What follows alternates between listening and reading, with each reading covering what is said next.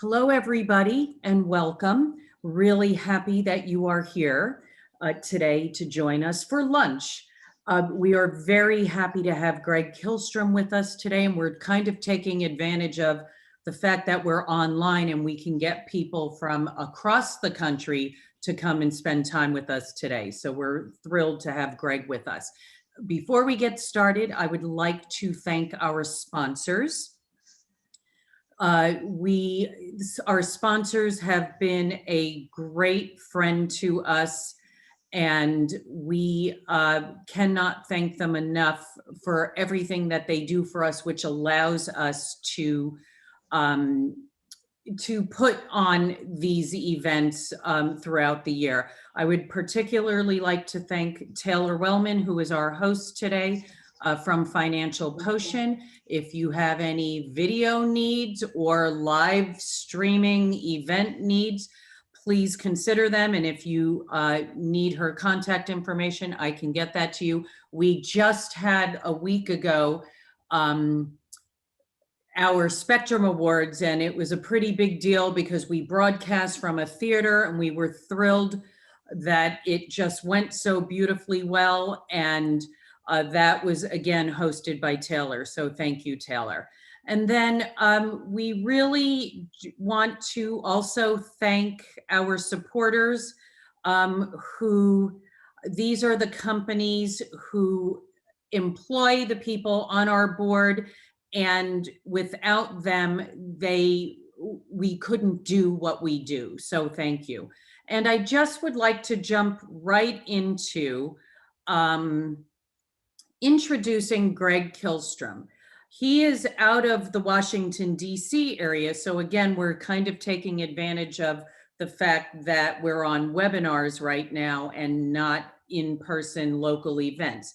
Greg is a best-selling author, speaker, and entrepreneur. He works with some of the world's leading organizations on customer experience, employee experience, and digital transformation initiatives. And those are three things we are hearing about lately, especially since COVID. These are things that companies really need to concentrate on, right? Customer experience this year is going to be the single biggest differentiator for companies as they move forward post-COVID. He is also currently serving on the University of Richmond's Customer Experience Advisory Board. And without any further ado, I would just like to introduce Greg Kihlström. Thank you, Greg, for joining us today. Yeah, thank you. Thanks so much for having me. Looking forward to talking with everybody today. So yeah, I'm excited to talk about this. This is a subject that I feel passionate about. I think it's customer experience gets a lot of there's a lot of people talking about it, but I think one of the challenges is tying investments in customer experience to tangible returns. And I think that's what I want to talk about today with everybody. And I'm looking forward to having some discussion afterwards, having some Q&A. So just to get started here, a little bit of background. I won't go into too much detail, but I come originally from the marketing world. I started a digital marketing agency back in the late 90s, ran it for about 14 years and sold it about 4 years ago. Towards the end, before I sold it, as well as since then, I've worked more and more in that customer and employee experience space. My agency did a lot in the digital transformation space, even 4 or 5 years ago, but I've been working with some large organizations on a variety of different things. Sometimes it was all of the above, sometimes it was specific components of those things, but everything from some of the Fortune 100 companies listed there to much smaller organizations, nonprofits, and the like. So, I have some good experience at a lot of different ways of looking at some of these challenges. I wrote a few books, one specifically on the topic of customer and employee experience called The Center of Experience.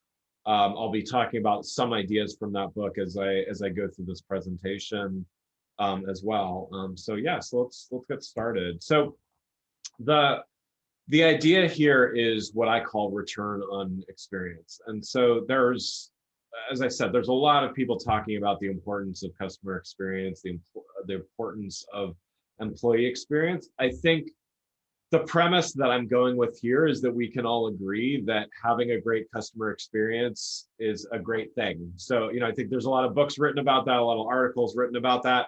I'm not going to go into a lot of detail on why that's important. I think we're gonna start with the assumption that, as Anna was saying, one of the key differentiators of brands today is the experience that they provide their customers. So we're gonna just build on that and really talk more about how do we start measuring and doing things in a way that allows us to continue to make investments in customer experience.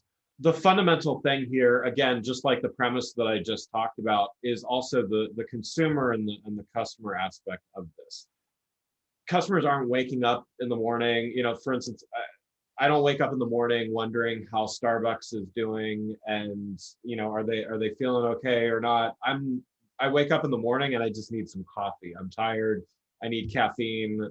They make a good cup of coffee from my perspective. It's easy to get. There's an app, all of those types of things. So in that customer experience and that customer relationship, I'm not looking for a brand to engage. I'm looking to solve a challenge. In this case, a very simple one of I just need to be more awake.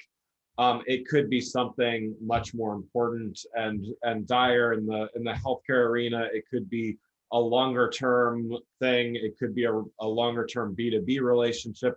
Whatever that is, brands just have to understand that they're there to solve real challenges. And again, regardless of how big or how small they are, their job is not to simply engage. When you do engage a customer, that's a great thing. There's measurements for that. It's a wonderful thing to be able to keep people engaged. But if you can't think in terms of solving a real challenge, you're not going to have a longer term relationship.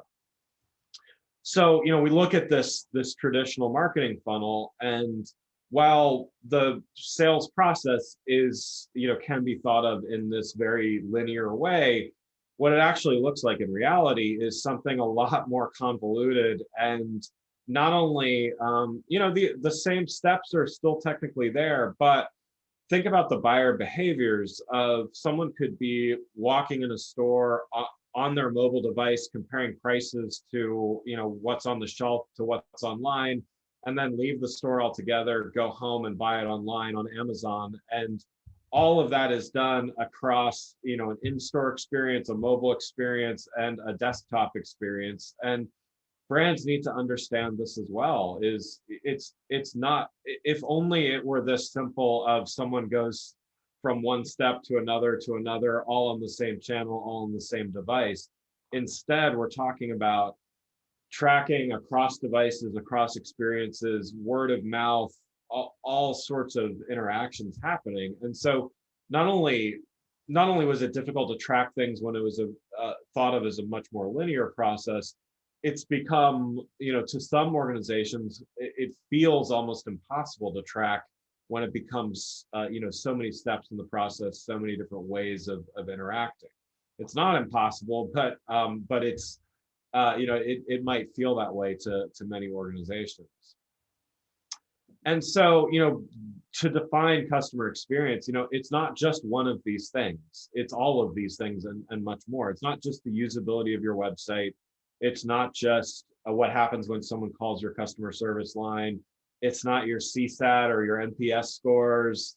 It includes those things by all means, but customer experience is every interaction that someone has with an organization, and more specifically, it's their feelings and their sentiments about those experiences altogether. So that's where it's also challenging to measure customer experience at a single point in a relationship or an interaction, because it's really all of the above. It's how did they feel throughout that process, and what are the lasting impressions they're going to have.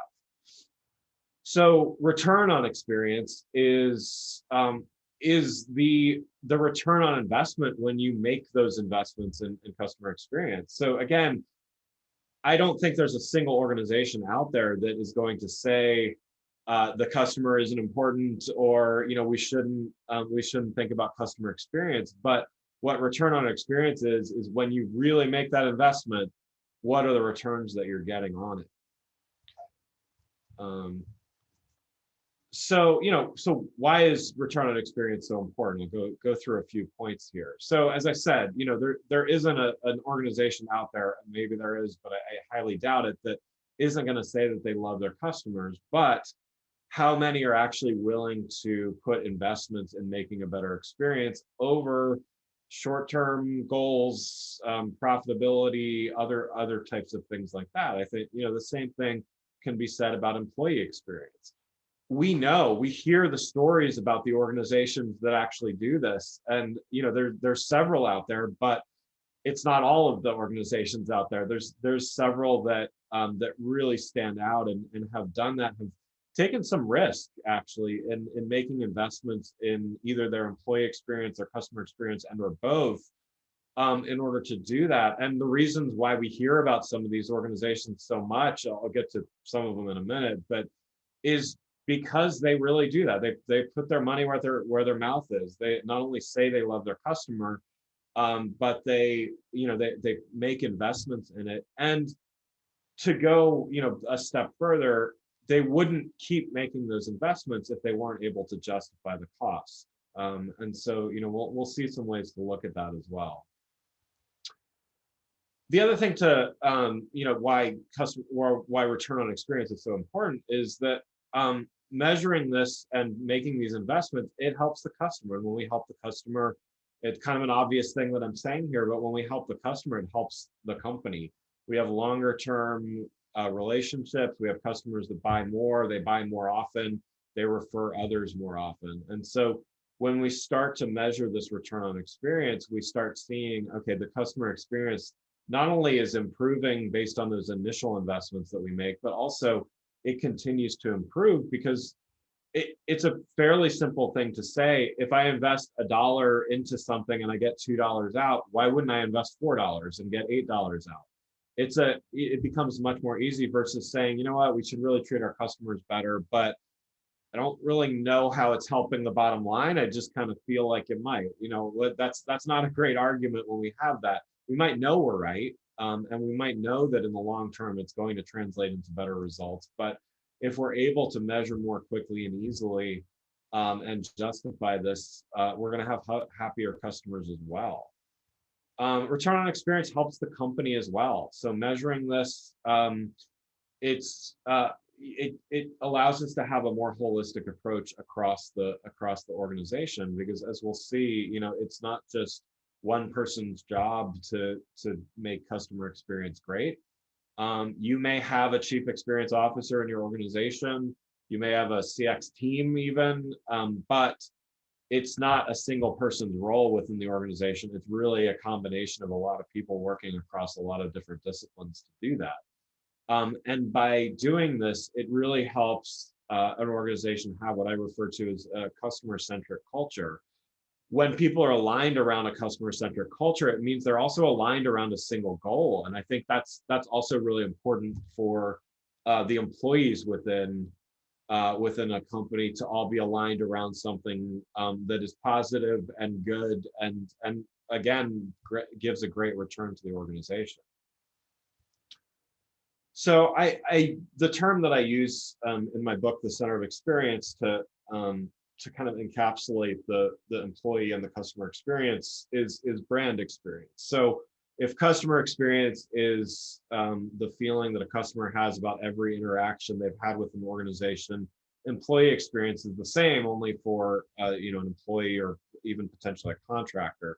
That umbrella that goes over both of these, I just refer to as brand experience. And this means any touch point that anyone, whether it's an internal audience or an external audience, they have with your brand. And so I think it's a nice way of talking about how your organization treats the people that support it, whether it's an internal support or an external support.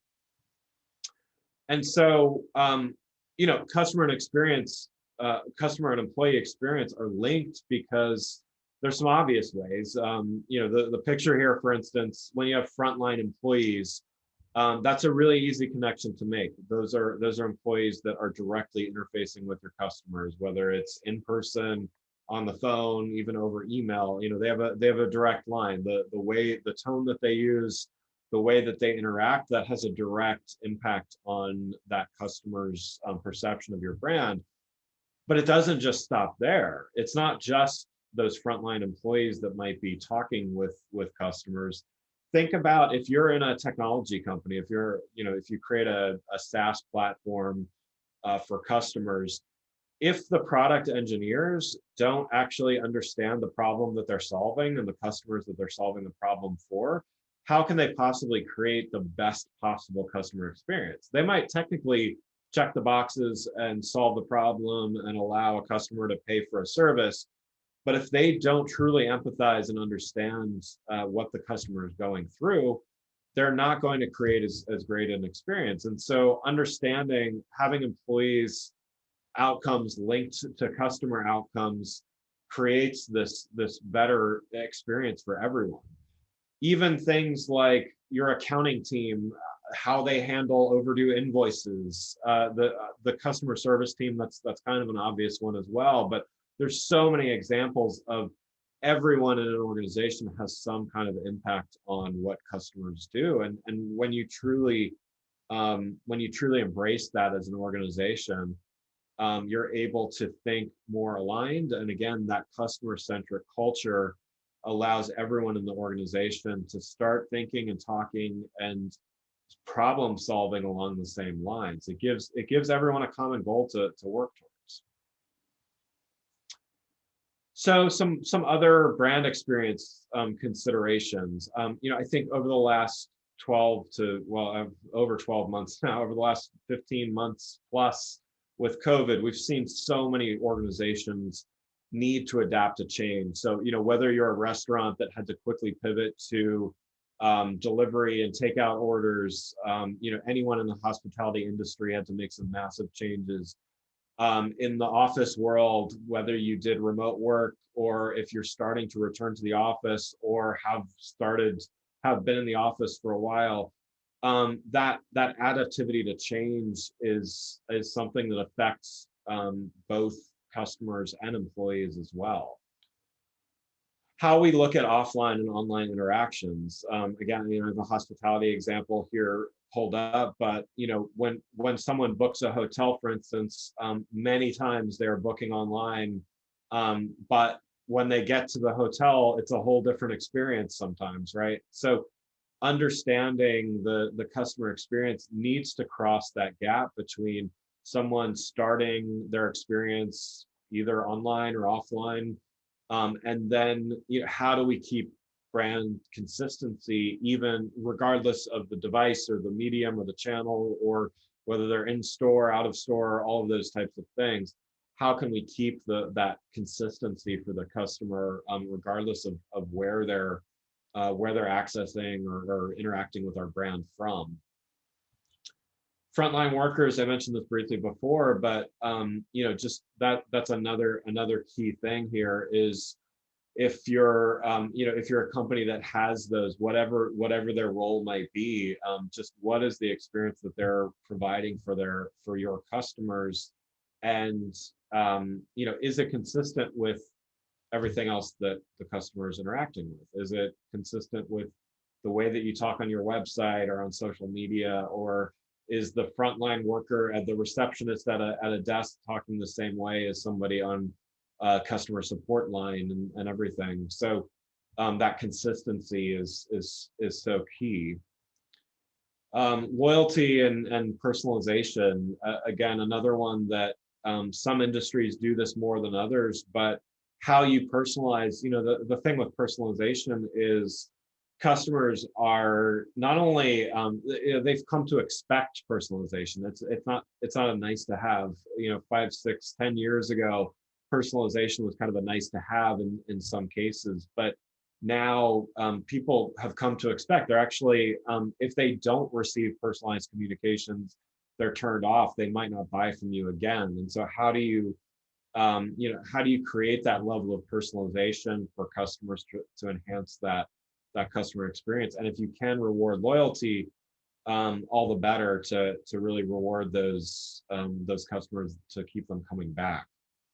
Review sites, I used a almost comical example here, but this is, I think, with the advent of social media, we had brands really had to reconcile with the fact that complete brand control, in some cases was out of their hands. And, there's still marketing and advertising still have a great role to play in shaping message, but review sites, social, all of those types of things, they're something that we can't really control. And so,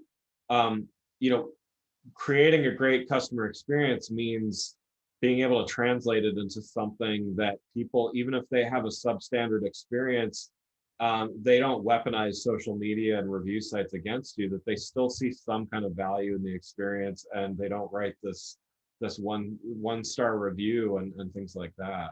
So to use a few examples of how to not only invest in customer experience, but how to get returns on it. I think, as I mentioned, there are several well-known examples, and I'm not going to go into detail on either of these, but I think Chick-fil-A is famous for their per store sales are double that of McDonald's, Burger King, some of their big competitors. They did this through some very simple things, by training their employees to be courteous, to say please and my pleasure and things like that to customers, and doing that.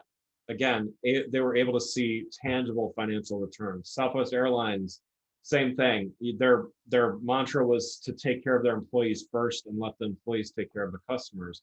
It shows. Again, there's several other brands that I could probably put up here that are the nameplates, so to speak, for customer experience. But to my earlier point, the fact that there are a handful, maybe a dozen or so that really exemplify great customer experience, means that there is so much opportunity for those brands out there. Even if you're not at a large international brand, there's plenty of opportunity for you to pull ahead and really take that customer centric culture approach.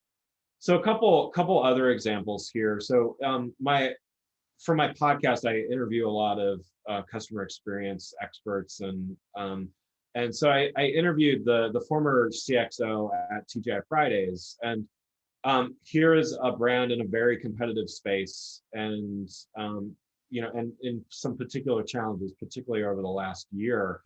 They're in a crowded space. It's been greatly affected by the pandemic, and it just kind of goes to show, when I was talking with the former CXO there, the restaurant experience isn't just about one thing. It's about every part of the experience, from choosing where you're going to dine, to walking in, that entire ordering experience, to when you leave, and what happens after the fact. And so talking with him, there are a few measurements that are used there, and they measure things like Net Promoter Score, they measure other things as well. But he was saying there's a few things that they really pay attention to. So they do pay attention to guest count per day per restaurant. They pay attention to frequency of visits. There's also this concept of this +1 strategy. And I thought this was really interesting, where if they can just get their customers to do one more of something each time, then they're winning. So for instance, can they bring one more guest with them when they come back to dinner? Can they order an appetizer where before they only ordered dinner? Can they order another drink? Can they order dessert? Some of those other things like that. They do take other measurements into account, but they know they're doing a great job when customers are able and willing to buy a little bit more, spend a little more time, things like that with the brand. And so, a few, and I did the interview before the pandemic, but just a few numbers here. Doing several several investments in customer experience, despite everything with the pandemic, they managed to weather it better than expected. So their revenue from takeout and other purchases because they're nimble and able to react better than some of their other competitors, they were able to jump to revenue in the mid 30% from takeout and other purchases from 12% very quickly. That really helped them. And the thing here on the right here, the CEO originally reported that it would have had to close 20% of its U.S. restaurants, but they ended up only closing about 10 to 12%. Some of the ways that they keep up are they're based in Dallas, but they've built a strong relationship with startups in the Austin area. That's a huge community for startups, as I'm sure some of you know. And so they're always keeping their ears to the ground on what can they do to make a better, more relevant, and more personalized experience. And so by building the relationship with some of these up and coming companies, they're able to test and eventually roll out some very innovative things. And so keeping that agile mindset in the organization and always keeping the customer first has helped them stay ahead. Another example here, Frontier Airlines. So they were having a UX issue on their website. So over 30% of their customers were unable to find out how to pay for their luggage online after booking. So this means that Frontier was costing them money for customer support. It was also frustrating customers that they couldn't find the information that they needed. So what did they do? They created a microsite for how to buy bags after their purchase. And so I've been to the site. It's still up there.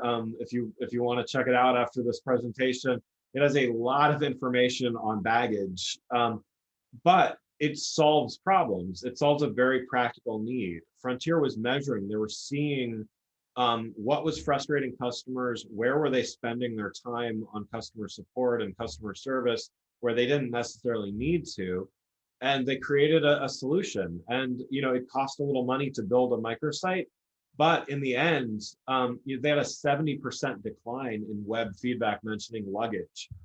Think about that. From building a microsite with a few pieces of information, they were able to decrease by 70%. They also increased revenue from check-in luggage purchase. So not only were they saving money, they were actually gaining revenue from this positive change in the customer experience, and a significant reduction in calls regarding luggage issues. So saving all that time, whether it was on the web, on their phone tree, or as well as increasing revenue. So these examples that I mentioned incorporate measurements of customer experience. And so let's talk a bit about this now. So first, there are some well-known measurements that are used for customer experience. One of them is Net Promoter Score. You might be familiar with CSAT, or customer satisfaction.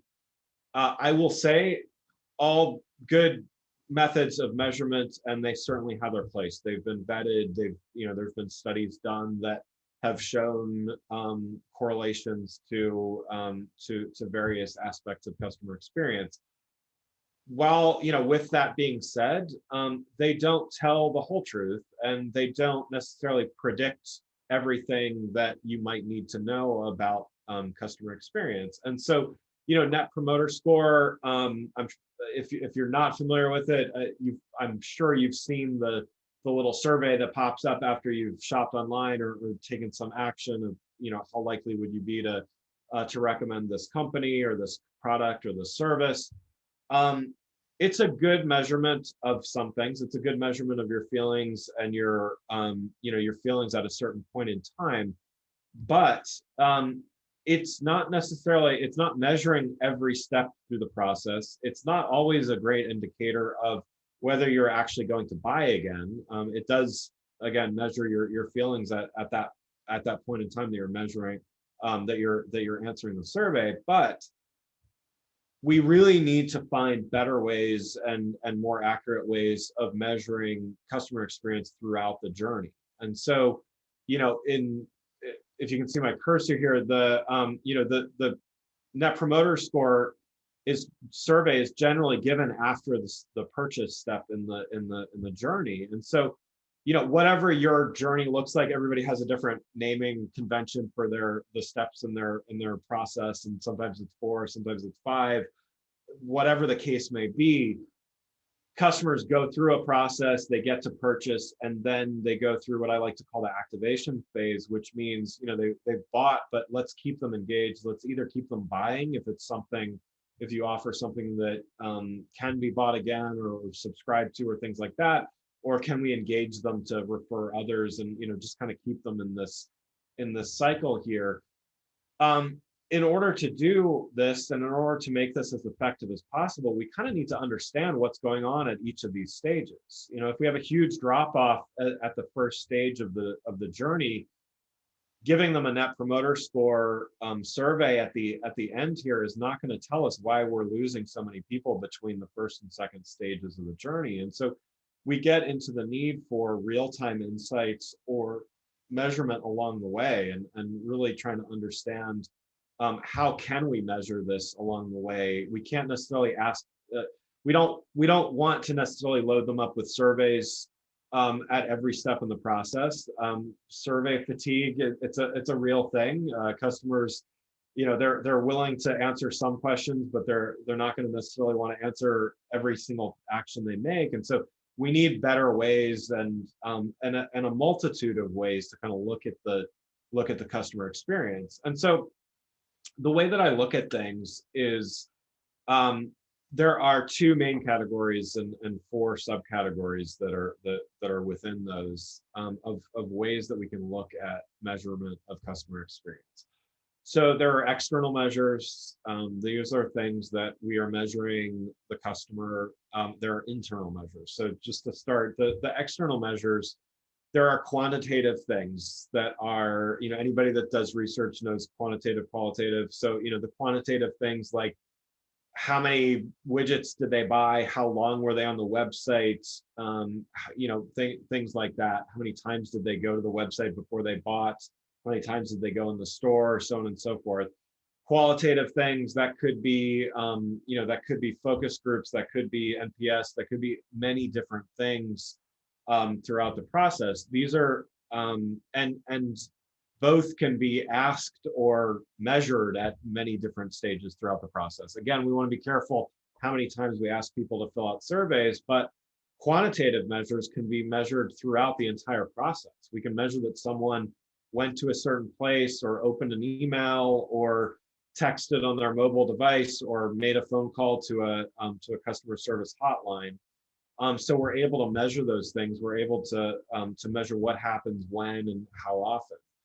The internal measure are things like, when we talk about the product side of things, how long did it actually take an e-commerce process to happen, for instance? So some of that is on the customer, but what is your process? To look at your e-commerce platform as a product in and of itself. What does that process look like, and how many stages does someone need to go through in order to make it through that process? So what is the experience like to use your product? How can you improve that? What measurements are you using? How fast is your website load? How long does someone need to wait on the line of your customer service line? How long is someone waiting in a store for their order? All of those types of things. Those are product type measurements. And then we look at process. So how often do you improve your processes? How are you measuring your processes, and how are you measuring the measurement of your processes? Some of this gets a little meta, I will admit, but what is your process to improve all of those other, all of the above, essentially? So when you're able to split things down into these different categories, you're able to see, well, yeah, let's keep doing. I think, if you're already doing that promoter score, don't stop doing it. I look at it the same way as employee engagement surveys, for instance, on the employee experience side. Employee engagement surveys are not going to solve all of your company's problems. There's lots of things that they don't tell you, but Doesn't mean you should stop doing them. They do give you a nice baseline of engagement year over year, or however often you do it. It's just not going to solve all of your problems. Neither is NPS or CSAT or things like that. And so you need other measurements to be able to augment what you're doing. And so this, if you go back then to your journey, and you start looking at it, and then you go back to the slide we were just on, back to these measures, all of a sudden you can start splitting up these different stages in your journey on, okay, well, what are the quantitative, qualitative, what are the products in play, what are the processes used? You can start looking at what are all of the different ways that we could measure this. Now, that brings us to another problem, which is it's going to open up a lot of different ways that you can measure. How do you prioritize all of this? And how do you operationalize all of these things? Because we could put up a million different stickies on, these are all of the different ways that we could measure. These are all of the different types of improvements we could make. But this brings us to the operationalizing great customer experience. So in order to do this, just a few points of advice here. So first of all, make sure that you have executive buy-in. You're not going to get too far along. You might get some part of the way along, but you're not going to get too far along unless the executives and the executive stakeholders at your organization are really bought into not only saying, again, the slide I showed about we love our customers, not just saying it, but really believing it and being willing to take some risks and invest some dollars into it. Make sure that you have that at least one executive sponsor, or somebody that is senior at your organization that's willing to put their neck out there for it. Second, you don't have to boil the ocean. You don't have to measure everything, even though I gave several different ways of splitting things up. You don't have to measure everything from the start, but start small and iterate. Show some show some initiative and build a small test. Start making some progress, and then you can iterate from there. Don't work in a silo. You may even be the person at your organization, if it's a small organization, that's in charge of customer experience. But as I said before, no matter what that role is, you're not alone. Everybody has a role in it. So find ways to involve others in your work on customer experience. So this could be anything from creating a steering committee that is focused on the customer, creating working groups if you're looking across some really sticky issues, or some big initiatives within the organization that need to be made more customer centric. Similar to the starting small, by starting small and iterating, you're able to show quick wins. The way that you're able to show quick wins is not just simply saying we finished it, of course. It's showing measurements of, we started something, it was a small customer centric project or initiatives. This was our measurement for success. We achieved that. Now we need more dollars. We need more buy-in from across the organization. We want to take it further. That's the way that you grow something big within an organization. Really, that's the way you grow anything within an organization. But I've seen this so many times with CX, is that it's critical to do that and show some quick initial wins. My book, also called The Center of Experience, proposes a bigger and broader way of looking at an organization and creating a center of excellence within it that is built on, with that customer-centric culture in the middle right there, that is built on several different components that are then delivered to customers. This is something that's bigger than a steering committee or a working group, but it's really as I said, like a center of excellence type approach to experience. Sometimes it's actually centered around customer and employee experience as well, and really takes all of those teams into account. Always be adaptive to change and growth. I think we've all seen and we've all experienced some kind of disruptive change over the last year plus. And with all of the terrible things that have happened and all of the bad news that we've heard, I think there have been some positive stories about organizations that have learned and been able to grow, and teams that have been able to learn and grow and find better and adaptable ways of doing things. I think that bodes well for a lot of organizations in the future. And I what I always hope is, um, despite some unfortunate things, and we're not necessarily out of the woods yet with COVID and things.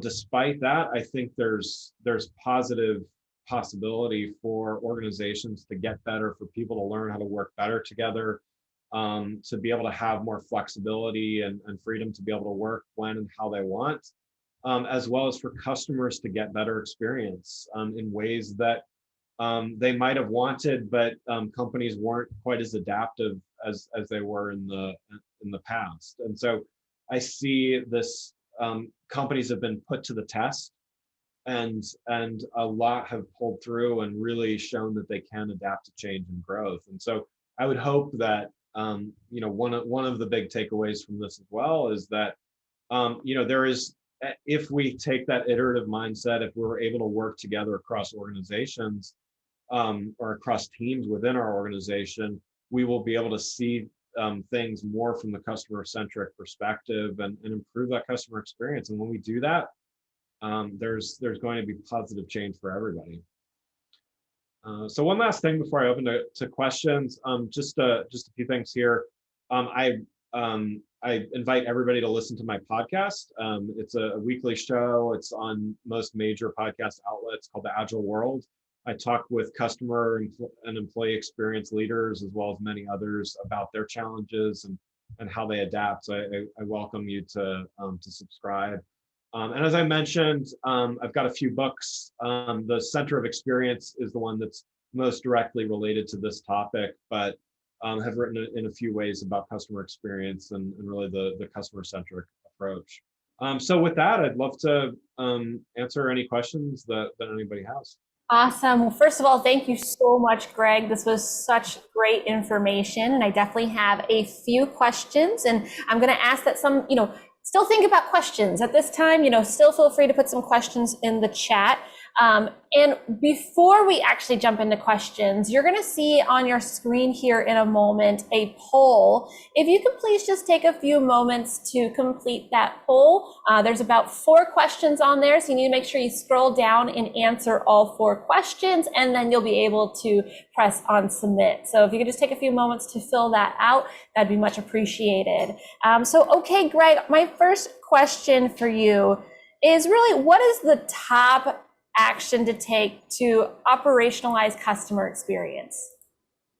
Yeah, I think first and foremost, you need to understand and have alignment on what the goals are. So simply saying we want better customer experience, of course, is it's a bit nebulous. So how are you going to measure that? What does that mean? Is the biggest challenge to solve that you're not getting repeat customers? Are your customer satisfaction scores not where you need them to be? So find 1 or maybe 2 metrics that you need to improve, and then start from there. Because again, you might want a holistic approach to everything, but you can't start there. You've got to start with something that's tangible and measurable.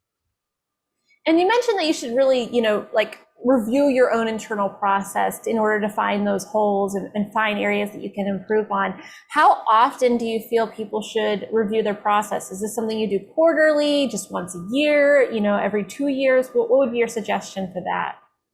Yeah, some of it depends. I think if you haven't reviewed your processes in a while, then by all means, it's time to start there. I would say still start with the metrics and start with what's the problem we're really trying to solve here. And again, we know it's better customer experience, but more specifically, what's the problem that we're trying to solve? And then start looking at the processes.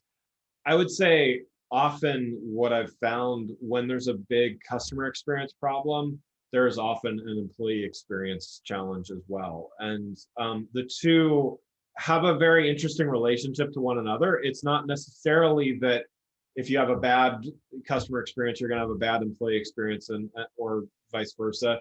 But they are often related, and you know, happy employees are going to want to solve customer challenges more and be more engaged in their outcomes. And so, you know, it's trying to solve customer experience processes are going to undoubtedly uncover some things with your employees as well. And that leads to another question that came in, you know, is the employee experience becoming as important or perhaps even more important as the customer experience for companies? Yeah, I mean, I don't, you can have a good customer experience without a great employee experience, but you can't have a great one without a great employee experience. So that's kind of the challenge. And you know, I think you can put a lot of time into things that are customer facing, but you're going to have, if you have a lot of turnover in the organization, if you have a lot of unengaged employees, and this is just thinking from a customer perspective, you know, that it's gonna be difficult to maintain a great, you know, good customer satisfaction scores and things like that.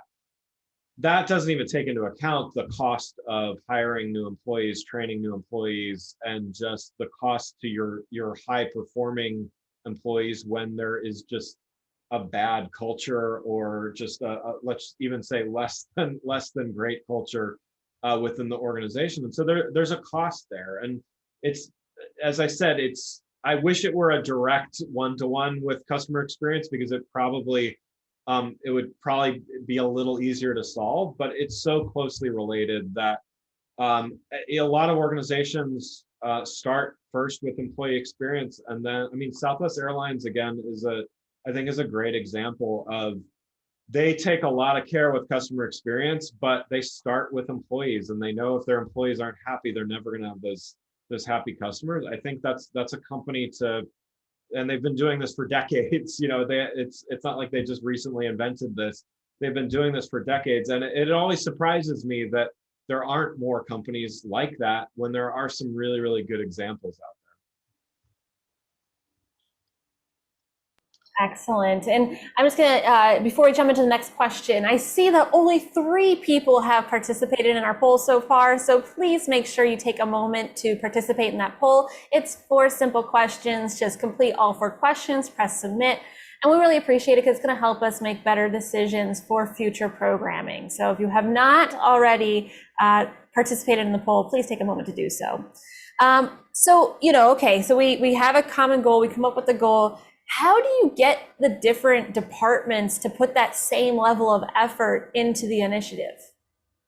Yeah, I mean, this is where this concept of customer-centric culture is really important, because I will say, in a less than ideal culture, you've got a lot of people saying about many things, but including customer experience, well, that's not my job.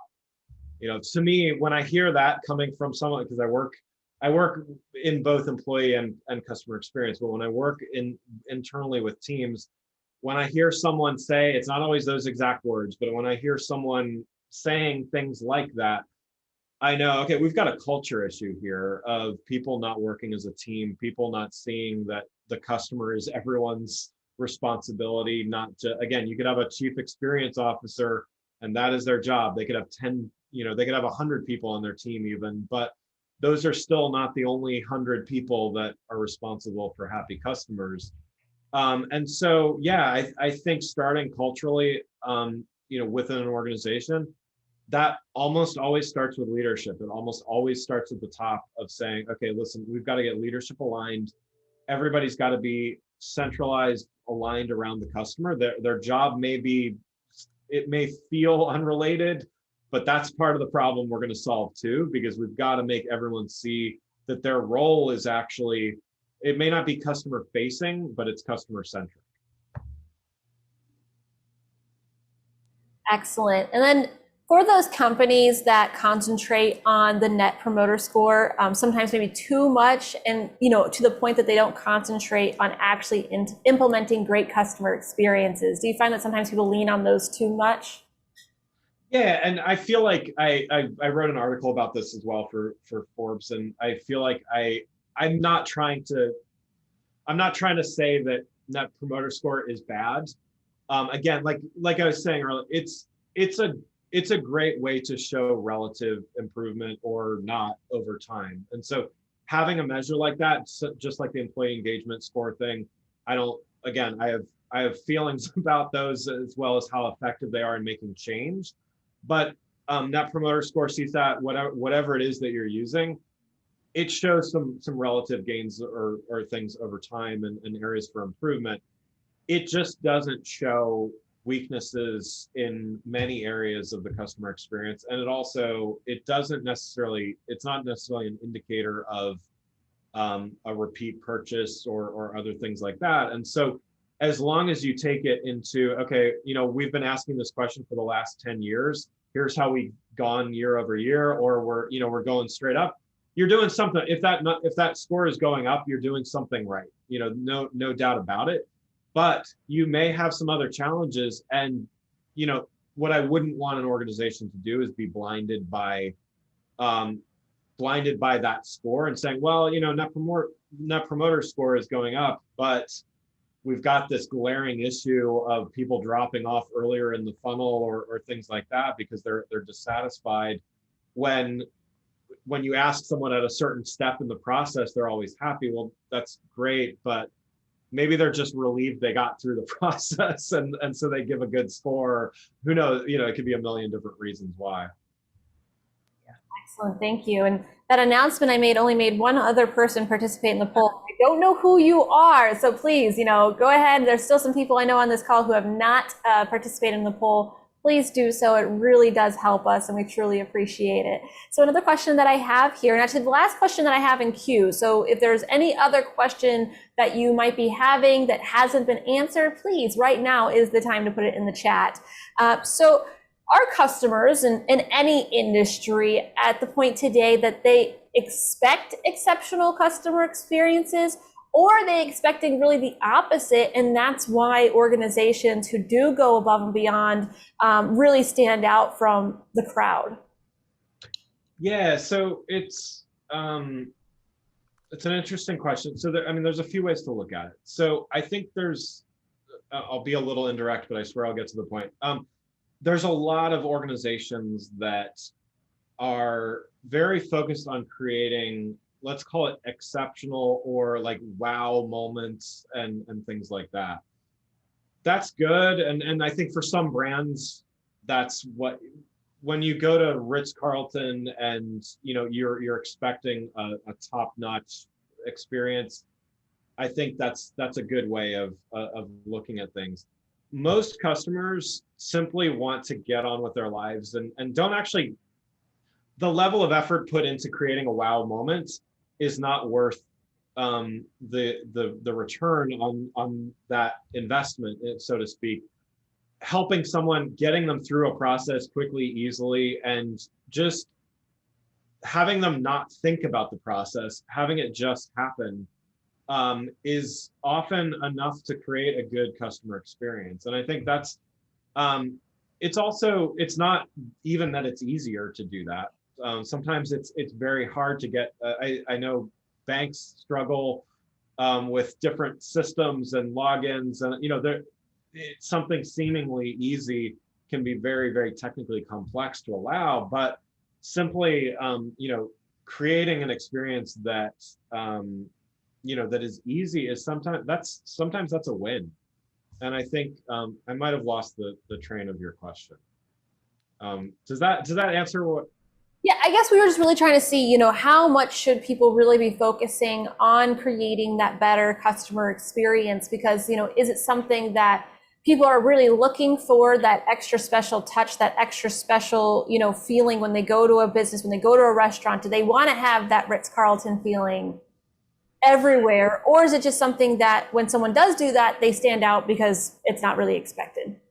Yeah, I think the moments for the wow experience are seldom, and not every company can do that. I mean, some are very focused on that, and again, with good reason. But I really think the problem that companies should start solving is, let's just make this as seamless as possible. Not everybody needs to be Ritz-Carlton, or, you know, not everybody needs to be Zappos, or, you know, these organizations that are like well known for this.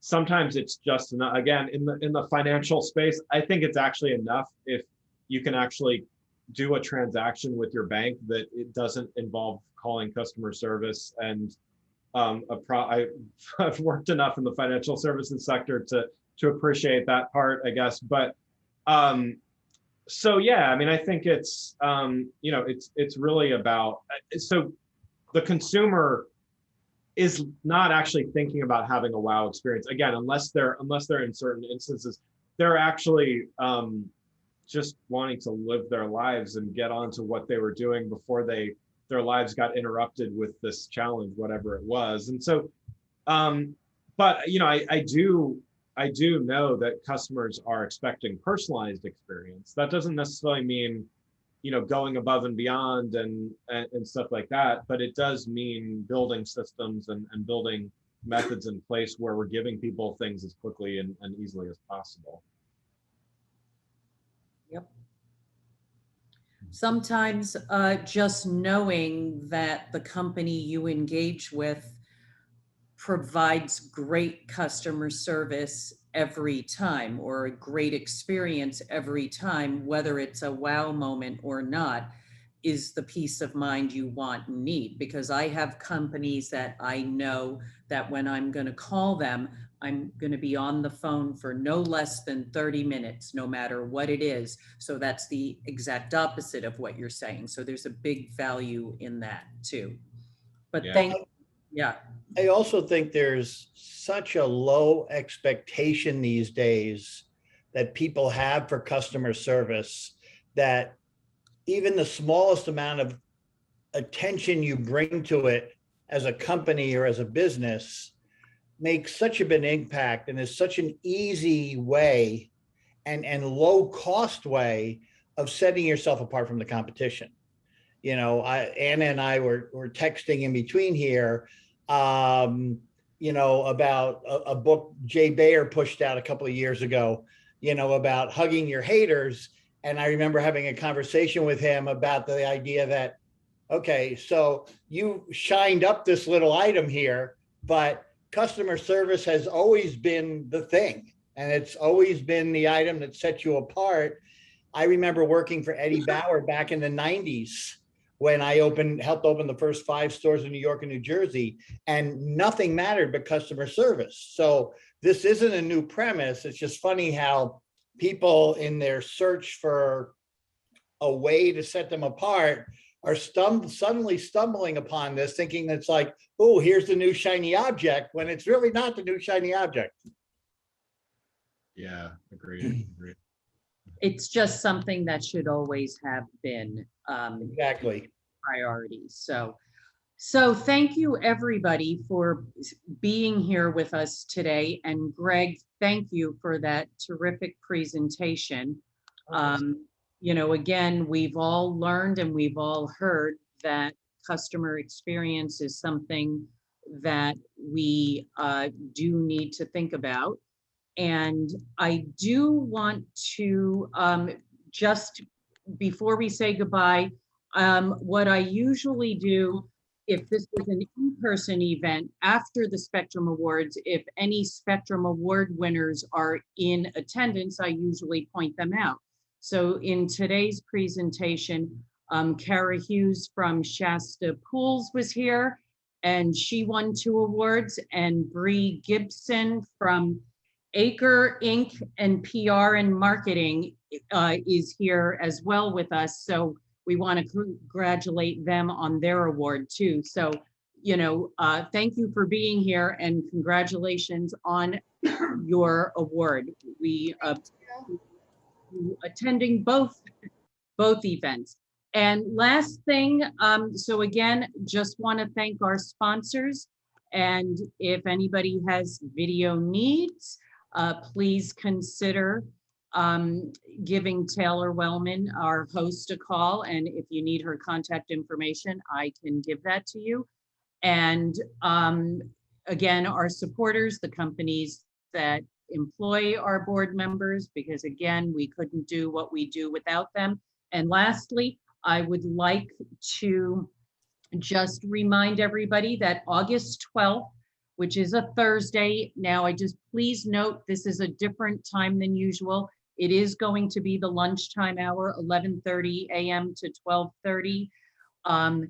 The topic, feeling burned out, recapture your time, energy, resources, and reimagine the possibilities. We are bringing back Kate Wilson, who is the founder at Kamaji Tree Consulting and Resources Reimagined. She gives a great presentation, and we just felt this timing was right with everybody and the stresses that we have and we see, especially, during this COVID world we live in.